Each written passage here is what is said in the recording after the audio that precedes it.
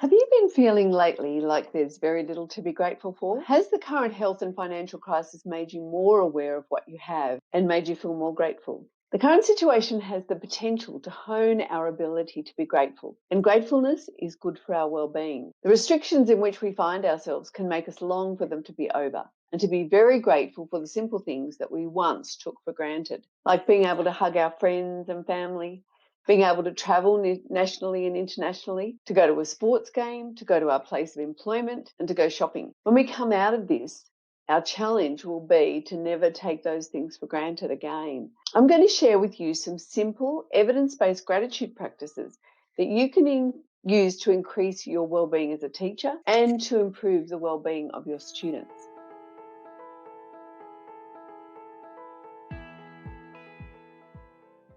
My name is Mari Amaro, and I'm the principal presenter at the Highly Effective Teacher. I'm a teacher, and I've been supporting students and teachers for over 30 years. I'm passionate about teacher well-being and working with teachers so they can thrive in the teaching profession by implementing evidence-based practices that improve their well-being. Teacher well-being means improved student well-being, and that contributes to better academic and social outcomes. If you'd like to learn more about teacher wellbeing, please subscribe to our channel and ring the bell below so that you can receive notifications of all our videos. And if you're interested in why gratitude practices are good for teacher wellbeing, there's a link to the video on this one. Here are some ways that you can use gratitude practices to improve your wellbeing as a teacher.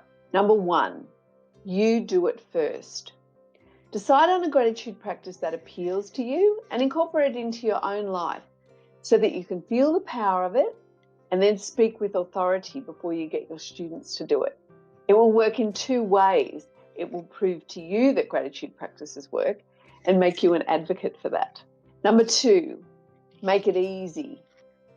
Start with something as really simple as writing down 3 things that you're grateful for each day in a journal. A gratitude journal is one of the easiest and most effective gratitude practices to implement, and fairly easy one to do with your students as well. Geelong Grammar in Australia, a school that employed worldwide experts to assist them in setting up a student wellbeing centre, used simple gratitude practices such as journals and report huge gains from that for their staff and for their students. Ariana Huffington describes this practice in her book Thrive, citing research from the University of Minnesota and Florida, who found that participants who wrote down the things that made them happy each day and why lowered their reported stress levels and had a greater sense of calm at night. To make it easy for yourself and for your students, use sentence starters. For example, thanks for my lunch because, or thanks for my mum who, thanks for my partner who. Number 3, make it relevant. Think of the things to be grateful for when you return to your life after a difficult time. What are the things that you really miss right now? What do you want to do and can't? Consider what it'd be like if you didn't have something, for example, running water, being able to go to school, seeing your friends. Use these topics as springboards for your gratitude practices. Number 4, what is good about now?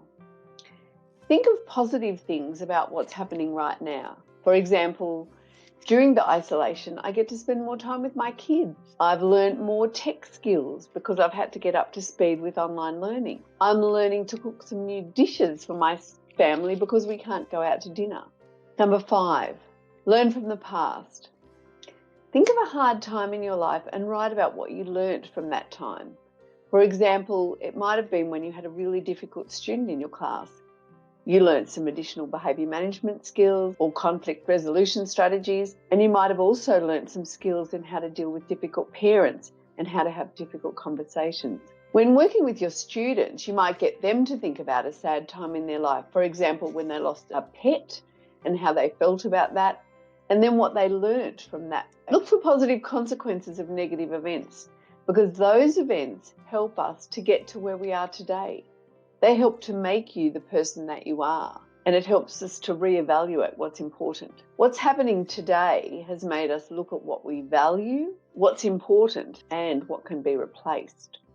Number 6, being grateful for things you don't like. This might feel a bit strange, but It can help you to think of some of the things in your life that you don't like very much and see if you can think of something to be grateful for within that. For example, you might not like staff meetings, but you can be grateful for the people that you work with and the fact that we can all come together with a common purpose and vision. It may be something as simple as, I don't like making my bed in the morning, but I do enjoy getting into a tidy bed at night. For students, it might be something like they don't like doing homework, but they can be grateful that they have teachers who care about them enough to give them some work to do. Maybe they don't like doing the dishes, but during that time they can spend time with their mum. It can help to be grateful for the hard things in your life. For example, tricky students, difficult parents, and a demanding boss, because all these situations and these people can help you to grow, be more resilient, learn better teaching skills, be more accepting, and help to see other people's perspective. Number 7, go deep with the gratitude. There's more benefit to your well-being when you're specific, descriptive, and expand on why you are grateful for someone or something, rather than simply making lists of things we're grateful for.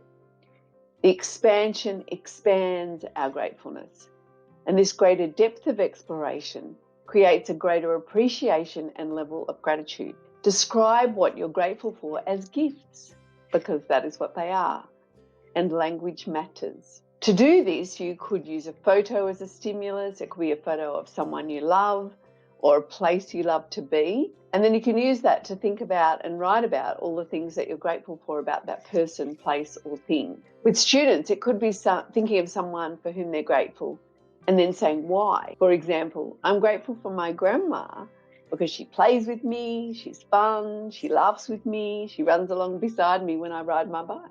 Number 8, gratitude letters. Write a letter to someone telling them what you're grateful for about them, about what they do, how they act, how you feel about them, what they give you, and how they smile, how they greet you, and the fun things you do together. Research has shown that this practice, writing gratitude letters, is most beneficial to the person who wrote the letter rather than the person who receives it, which demonstrates that it's the practice of gratefulness that does you good, that is good for your well-being. Number 9, gratitude circle. This is a strategy that you could use with your class, and I've also used it for staff meetings. Sit in a circle and throw a ball to someone and thank them for something that they've done or said or been during the past week or so.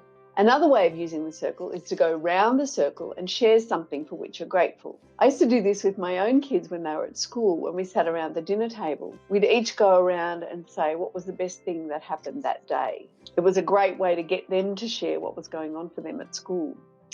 Number 10, celebrate the present.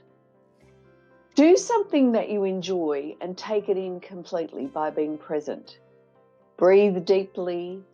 Notice what's happening for you, what's going on for you in your body, and recognize the good things and enjoy those. This is something that is done in practices like eating chocolate slowly and savoring it. You can also do that when you're going for a walk. Breathe and take in the space. Listen to music, even when you're watching a video, being present and enjoying it.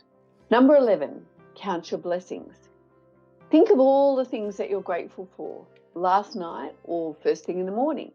It's a positive way to start and end your day that will make you feel good. It helps you sleep, and it will help with starting the day well and in an optimistic frame of mind. Psychologist Mark Williams recommends the 10-finger gratitude exercise. Each night, you count on your fingers 10 things that you're grateful for. 10 may seem hard at first, but this exercise forces you to think beyond the obvious things like your family, your home, and your health, and to consider the little things like a hot cup of coffee, comfy shoes, and pretty nail polish. Number 12, build that gratitude muscle. Gratitude takes conscious effort, so you need to build the muscle just as you build the muscles in your body by going to the gym. Well-known gratitude expert Robert Emmons says it's easy to feel grateful when life is good, but when disaster strikes, gratitude is worth the effort. He also told a story that really made me laugh because it is so true and also so common. He's been researching gratitude for over 20 years, but sometimes his wife says to him, How is it that you're supposed to know about all this gratitude and be a huge expert? You're the least grateful person I know. It just goes to show that we need to practice gratitude, that we need to build the muscle on it, because it's not something that just comes naturally. Number 13, use gratitude practices intermittently.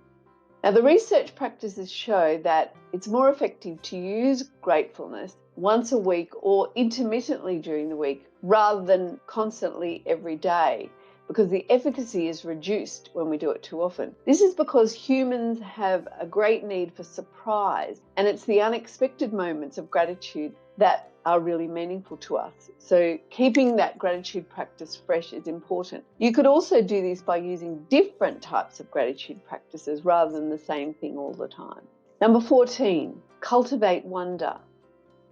We can complain that the day is rainy or grey, or we can look at the wonderful opportunities that that kind of day brings, like cuddling up and watching a movie, having a hot chocolate, or baking scones, which is something my dad did when we came home from netball on rainy Saturdays.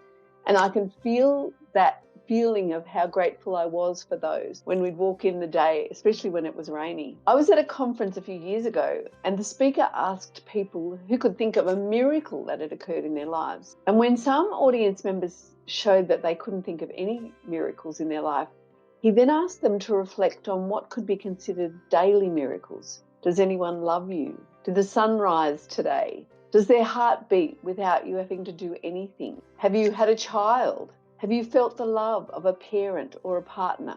Do you love someone? Recognizing all the things in our life for which we can be grateful is the first step to a more grateful life and improved well-being. Thanks for watching our video. Stay safe and happy teaching.